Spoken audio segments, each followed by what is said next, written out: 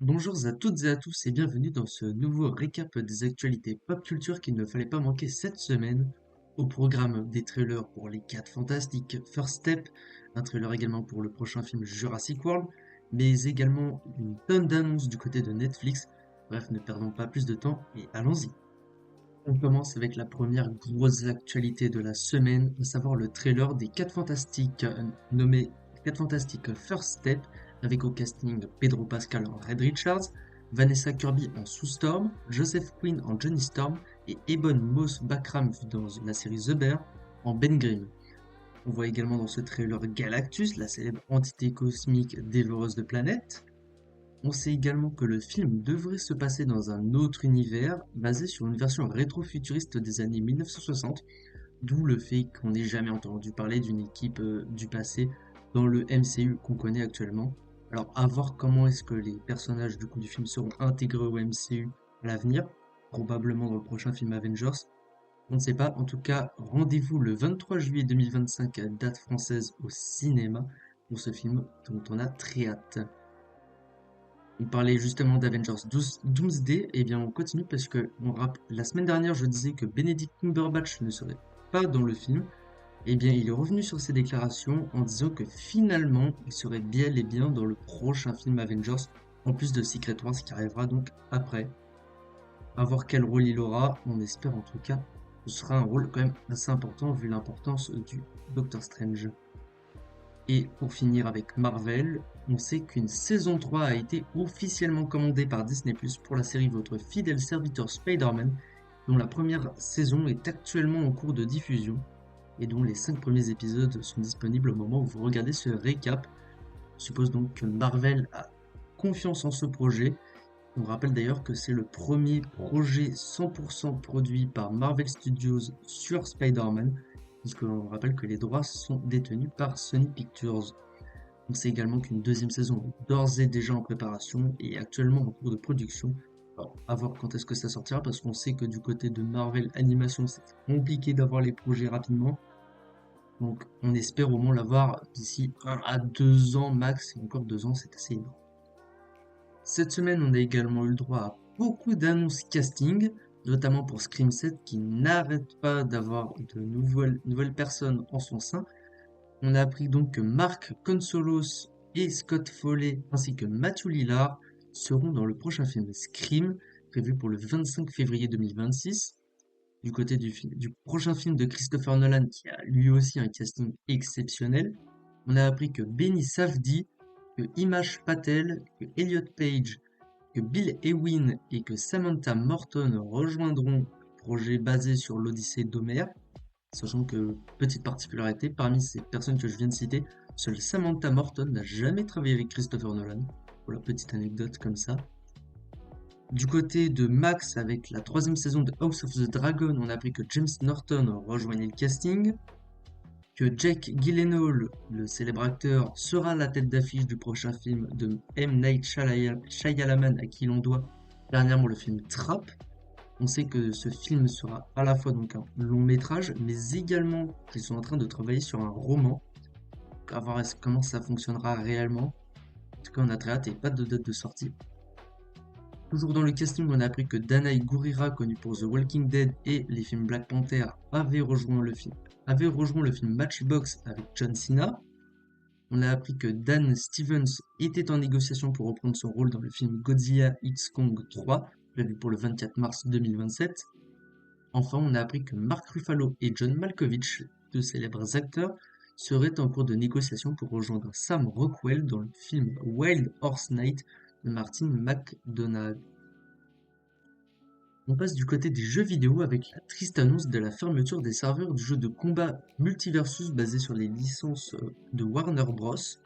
Ainsi, les serveurs du jeu fermeront à partir du 30 mai 2025, tout en gardant le mode hors ligne, même si ça n'a pas vraiment, c'est pas très intéressant.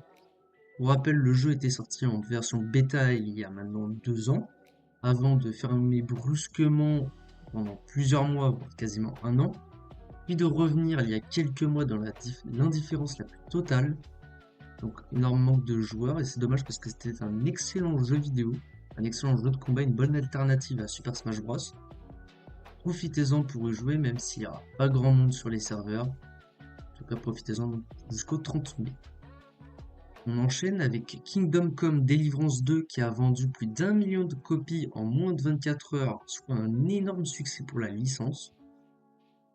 Enfin, on termine avec Nintendo puisque la firme japonaise fait énormément parler d'elle depuis plusieurs semaines, notamment depuis l'annonce de la Nintendo Switch 2.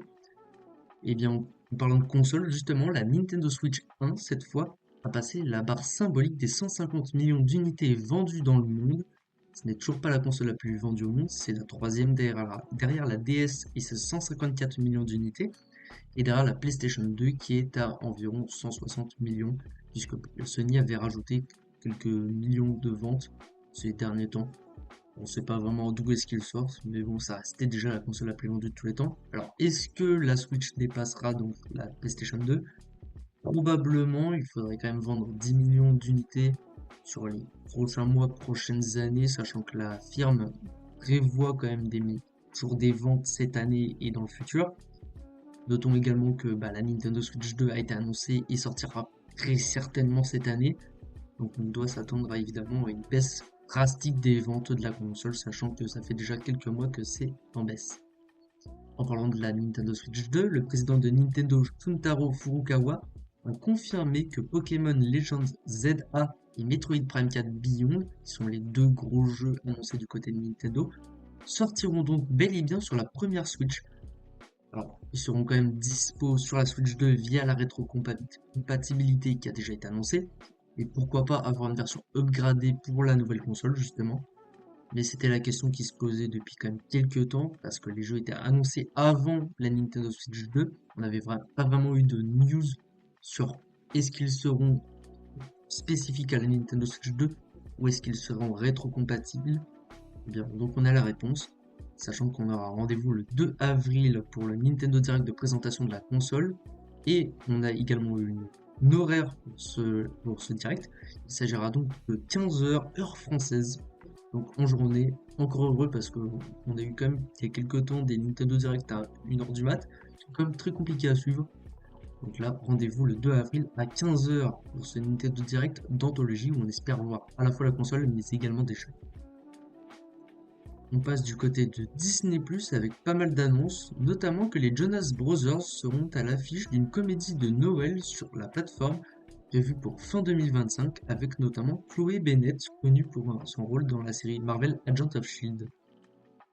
Également annoncé, mais cette fois-ci pour le 14 février, la deuxième saison à la série française Bref de Ken Kojandi. Annonce surprise, alors ça avait déjà été teasé un peu sur les métros parisiens.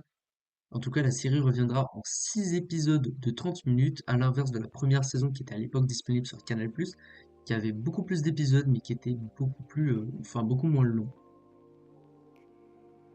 On parlait justement de Canal+, et bien en ce moment là, le studio français est en plein bras de fer avec Disney.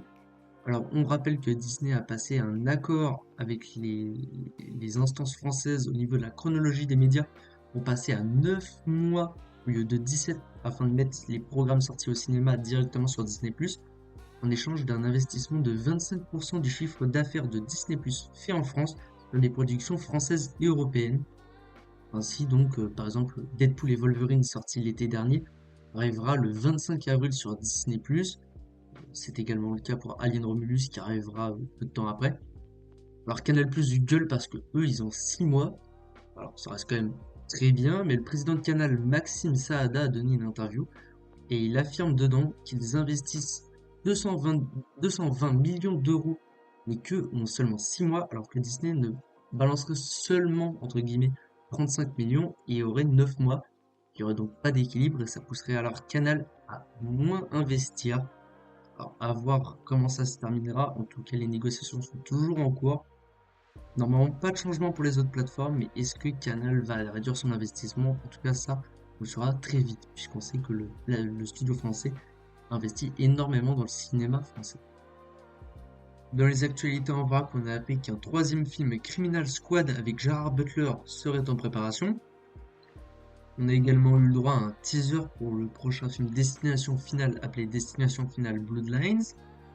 On a également eu le droit à une affiche pour le film d'horreur Megan 2.0 suite au film Megan qui avait été un énorme succès. On a également appris que selon The Wrap, Aaron Rabin, un des scénaristes de la série Jack Ryan, était en cours de négociation pour s'occuper du scénario du film Just Cause tiré de la licence de jeux vidéo. On a également appris qu'une suite au film Romy et Mitchell serait en préparation, donc le film date de 1997. On a également appris qu'un film Terrifier 4 serait en préparation, sachant que le 3 est sorti en fin d'année dernière, et que ce film pourrait peut-être explorer les origines du clown du film d'horreur. Enfin, on a appris que le film Insidious 6 était reporté au 21 août 2026, date américaine. Cette semaine, c'était aussi l'occasion d'avoir beaucoup d'annonces du côté de Netflix, notamment que la saison 2 de la série Sandman serait la dernière. Alors, selon le showrunner, la série aurait de base été prévue pour 2 saisons.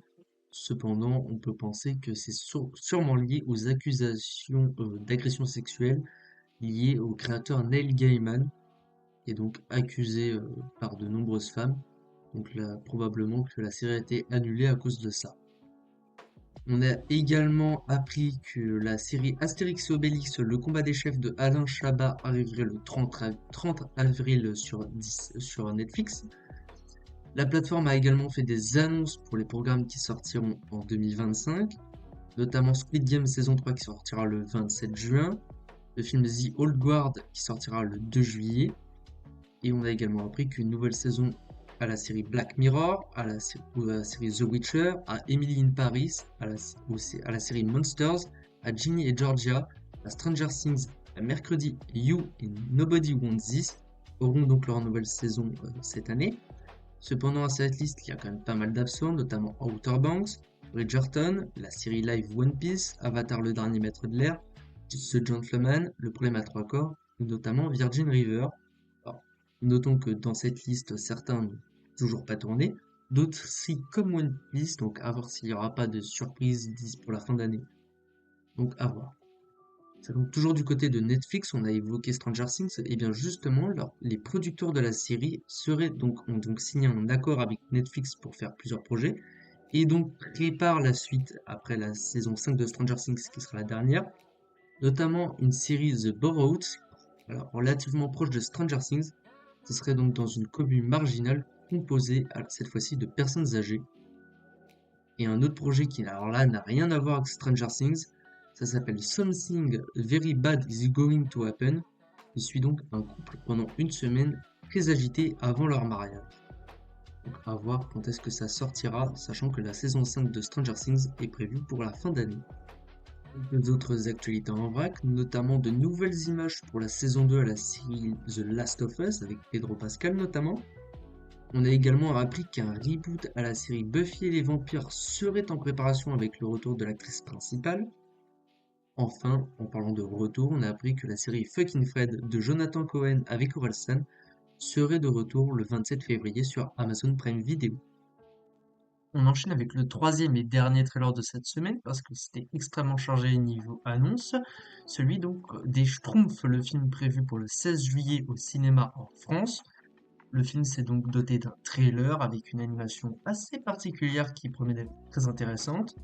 Au casting vocal en VO, on note également l'apparition de Rihanna en tant que Schtroumpfette, avec probablement donc des musiques prévues pour le film.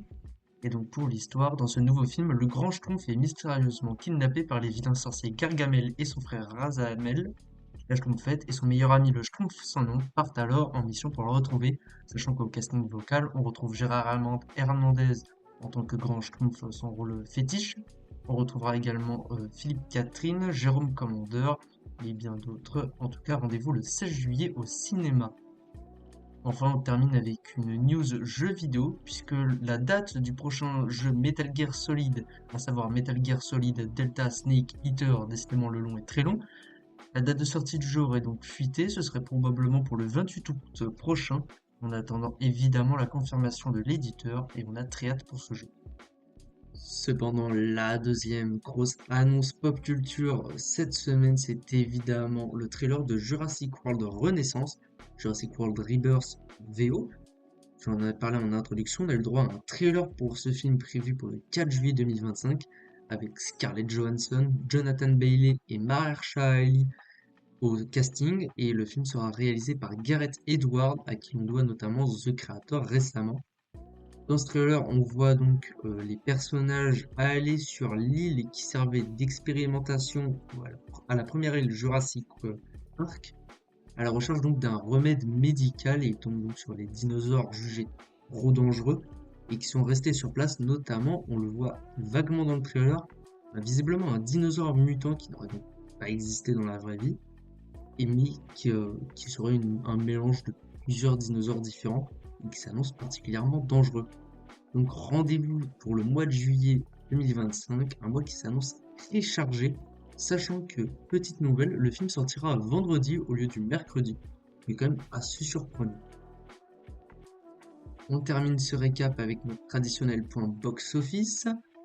On a appris que le film Disney Mufasa le Roi Lion, on est aujourd'hui à 653 millions de dollars au box-office monde. Pas une énorme avancée par rapport à la semaine dernière, le film étant sorti, on le rappelle, mi-décembre.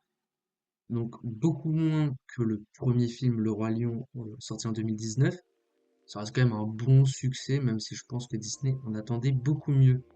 Sachant que même du côté de Disney, on rappelle qu'il y a Vaiana 2 qui a dépassé le milliard il y a 2 semaines, et on est actuellement à 1,337 milliard, pardon.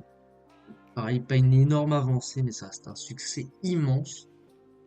Du côté des pas très grandes avancées, le film Sonic 3 en est à 462 millions de dollars au box-office monde. Ça reste quand même le plus gros succès de la licence, même si c'est pas une énorme avancée par rapport à la semaine dernière, et certainement que Paramount misait sur beaucoup plus. Cependant, ça reste quand même un beau succès. Énorme succès pour le film Wicked, qui termine sa course à 722 millions de dollars au box-office monde. Énorme succès donc de cette fin d'année pour ce film, dont personnellement je ne misais pas énormément au box-office. Enfin, énorme succès, le film Nosferatu avec 172 millions de dollars au box-office monde, pour un budget pas très élevé. Le film de Robert Eggers est un énorme carton. Alors celui qui est par contre un énorme échec, c'est le film Better Man, inspiré de la vie de Robbie Williams. Film exceptionnel, mais qui malheureusement fait un énorme bid au box-office, puisqu'il en est seulement à 18 millions de dollars au box-office monde, soit un énorme échec, notamment quand on voit l'autre biopic de ce début d'année, Un parfait inconnu sur la vie de Bob Dylan, réalisé par James Mangold et avec Timothée Chalamet, qui en est à 87 millions de dollars au box-office monde pour l'instant. À voir si ça augmentera beaucoup. En tout cas, moi je vous dis à la semaine prochaine pour d'autres annonces pop culture. Moi je vous dis bonne semaine, au revoir.